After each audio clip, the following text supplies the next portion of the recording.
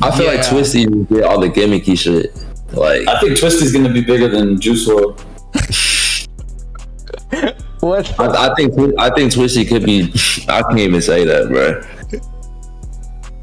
He say Juice WRLD. Nah, I think Twisty P is a really like big fucking catalyst in this whole Yeat movement, though. But that shit was random as fuck. That's random, yeah. Like y'all are getting royalties. But if someone was to plan that out, that would be the most like insane marketing in the fucking world, bro. It honestly seemed like I wish that I was smart enough to calculate that, but nah.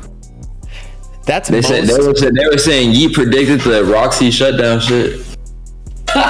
Oh like, my god! See, we know why. If you look deep enough into anything, you can find meaning in it. Facts. Roxy was the LA show that got shut down, right? Yeah, that shit was dope. Okay, I'm not gonna say it. Y'all know my opinion on that. I don't even say it. We're all good. What was it doing? Do you want me to be brutally honest? Or not? Brutally honest. This is your opinion. I think y'all staged that. This is the Bobble M Twitch stream. I think y'all staged that. Not like you didn't hire people, but y'all knew it was a free show, correct? Yeah. Y'all knew Yeat was big enough that if he had a free show and he told everybody on his Instagram story to show up, even if you didn't have a ticket, that it would get shut down. Come on. In LA, the biggest. Bro, of course, bro. I knew from the minute that the tickets sold out in like 20 seconds, I knew that shit was done for. Like, I mean, originally going into it, I don't think that anybody had. There was like a 20% chance of it actually happening. But you didn't expect it to be shut down. No, I didn't expect it to get that like helicopter. Yeah. Like that's magic, bro. Like that. He said that's magic. You can't pay for promotion like that. That's a sigil right there. That's that demon looking out for Yeat. Like y'all thought it was just gonna be a couple pop cars. Yeah, you can't get a police helicopter to pop out by paying for it. You feel me? There's only one way to cause that type of like chaos. No, 100%. Like it was organic. I'm just saying, like the whole shutdown, y'all knew was gonna happen. 100% true, bro. Everybody went into that knowing that if we got a smaller venue, what would happen? How big was that venue? Then it would get. Honestly, it's better for like it's better to sell out a smaller venue than to get a big ass one and then not fill it up. Bro, yeah, that's the worst, bro. That makes people look so corny, bro. Right. So yeah, and you want like the line outside. You want people to not get tickets and for it to sell out. It's just all a marketing scheme. Yeah, nah, it is. Nah, that's how it is, bro. And then once you do that over and over and over, then you go to the festivals and like you could get whatever amount of money you want. You feel me? Instead of like them being like, oh, how many people can he bring? Like them doing all these calculations themselves, you just blow out every city and then you can just ask for whatever you want. So that's what y'all are doing right now with Rolling Loud. Of course, bro. We're just playing it smart. We're proving a point ourselves. We're proving a point ourselves, and then we can let everybody else, you know, tag along and do their thing with Yeat. But right now, it's about Yeat and like what he can do, not how many people Rolling Loud brings, or like because obviously anybody can perform at Rolling Loud, and it looks like there's a sea of people. You know what I mean? Like anybody that y'all are trying to figure out how many people are actually there for strictly Yeat. He'd be like 20,000 people. Bro, but like even though Yeat's that big, like you know what I mean? There's levels to being so big to where everybody in the crowd instantly clicks and knows who you are. So you're doing like a little heat check. Yeah, because there's people I mean, Coi Leray has 5.9 million followers or whatever, but like. You could remember when that show happened and people were clowning her. They said Bob Sweater over there trying to get them to slip up. Trying to get them to slip up. Get them to slip up at some point. You good? Just keep going. We not slipping though. Not slipping, DJ Black. Look, you already did slip up low key, but I'm not gonna say shit. Go ahead. Nah. I'm playing. I'm just trying to get you nervous. This is like police interview, like interrogation. I've had police talk to me before, bro. You're not as good as a cop. I'm a lawyer. I'm worse. Nah, imagine Bob actually secretly a lawyer. Nah, I almost went to law school, but nah, I'm not a lawyer. That'd be crazy. I did get into law school. I just didn't go. I mean, shit, Bob kind of looked like DJ Vlad a little bit. DJ Vlad. Oh my God. See, that's the thing. I don't want to do interviews like that. Crazy as fuck. Fed. Like if Bob had hair. That he's snitching right there. Look. Where? Like in the video picture. He said he's snitching in the picture. Me or Vlad? No, Vlad. No, Bob doesn't snitch. No, Bob don't be on Fisher for real. I definitely, I might have snitched like accidentally, but I never tried to like fuck people up. Accidentally. He accidentally leaking Cardi. He accidentally snitching. Yeah, no, I mean like, so with the Jace shit, like I took that video down because I'm not trying to hurt his case, you know? No, yeah, facts. So, Free Jace. Free Jace for sure. Free Jace. no, I mean he's out now. I'm still screaming free him. Fuck it. Free Jace. I don't think you're out to the last court date though. For real. Free Jace. So this 13 mil accusation. He said accusation. Digress, please. Well, on the 13 mil. So how many albums is this 13 million worth? Whoa. We can't get the exclusive like that now. Get the exclusive like that on the streams. Bob dropped push. Nah, Bob knows I talk to him about whatever in the DMs, but in the streams. Nah, I get it. Look, I always tell people if you don't want to answer, that's good. Like, I'm fine. I'm gonna ask. Put it a simple way. Yeah, I've got to ask. It's my job. You feel me? Look, I like every deal is structured differently to obtain a certain amount of money. You get what I'm saying? Right.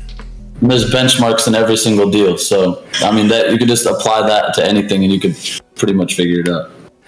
Also, what I was trying to figure out was, so y'all got a label, TwizzyRich. So you signed that, correct? Not necessarily just Yeat. Nah, we haven't done anything with TwizzyRich the label yet. That shit's mainly gonna be like producers and like videographers and like a bunch of other creative shit. Nice. But yeah, I mean it's incorporated, but Yeat's his own thing. Okay. We haven't done a JV anywhere yet. I thought that 2 Alive has like on the credits like TwizzyRich.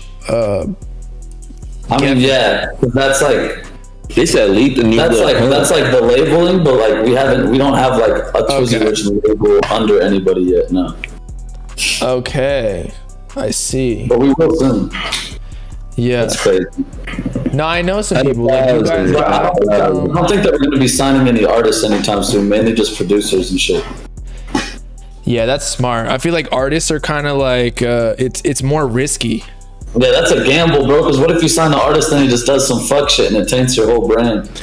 Right. Whereas producers, you can send as many beats as you want, and then like if people mess with them, then yeah. But if no one messes with them, then it doesn't really, nobody knows about it. Yeah, and then if you make a sound, bro, and then all your producers are getting placed, and then now you're just making money off of everybody's music. You feel me? Oh, y'all are smart. Bob getting a little too much. Y'all got them big Tonkas, huh? It's Tonka vibes over here. That's crazy. But but if you think about it, bro, that's what you do. Like, you get the sound going, and then everybody wanting the sound, and then when everybody gets the sound, you already got all the producers. So then everybody who drops a track with that sound, you're making money off of it too. So you're almost like monopolizing. Yeah, like monopolize the whole sound. Right, and then say you like that sound gets old because Rage got old really quick. Not saying Yeat's on that, but like say the Yeat sound gets old, then he moves on to the next. And I definitely noticed that he used different type beats on the deluxe. So then he can keep moving and making different sounds hot, and then those producers follow. Exactly, bro. Because like, bro, if you think about it, it's not the beats making Yeat hot, it's Yeat over the beats. You feel me? And then he makes the beats hot. Exactly, yeah, he makes the beats hot. Because like, bro, a lot of those beats like have been around. Like a lot of those producers, bro, have been making beats, but like when Yeat hopped on them, it's like he showed you how to use them. You feel me? Right. So not everybody wants to use them because they understand how to use those beats now. But don't you think, and I'm just, you know, playing devil's advocate here. Yeah. So the devil's advocate. Nah, that's a good term. So like, don't you think that artists don't want to bite Yeat's sound? Like, I mean, I don't think that they're gonna have a choice, bro. They do that shit regardless. You think he's just dominating to the fact? I mean, you're right. Like, bro, like I'm gonna be real, bro. Like, if think about other music and then think about Yeat shit right now. Like, if you're a hardcore Yeat fan, going back and listening to like some normal like mainstream shit right now, the beats are just so different that it's gonna be like, I wish that this artist would like make it on crazier beats. Well, see, that's what I was saying about Uzi. I was like, Uzi's there. He just needs to rap on good beats. You don't have to comment on that. I know that, but that's just my opinion. So, yeah, but here's the thing. The bells. Now, every time I hear a bell, I'm like, oh, that's a Yeat beat. And so now, like, if it's another artist who does that, it's already biting low key. So yeah. If I was a manager for an artist, I would say, you can't rap on that. That's stupid. Like, that's a waste of a song. Yeah, I feel you, but at the same time, you got to remember, like, YSL's all using Thug and Gunna type beats, and like Keed really went up off of that same type of sound. So like, there are going to be rappers that really like bite Yeat's whole sound and create a whole career out of it. There's gotta be one. But then y'all are getting publishing royalties off of it, so you don't care. Yeah, exactly. Because I hope that people start copying it, so that way it's like Yeat's like the king of it. You feel me? Right. Yeah, that makes sense. Other people's fame will just perpetuate Yeat's fame because you can't mention them without mentioning Yeat. Right. So it's like, it's kind of like Cardi now. Like, yeah, literally. Okay, that makes sense. People can say people sound like Cardi, but at the end of the day, you still have to mention Cardi. So it's like, who cares? Right. Like if anyone uses, even at the beginning of Yeat's come up, like people were saying like he's rapping on a whole lot of red beats. Right. I mean, again, you don't have to respond to that, but that's what the public perception was. Yeah.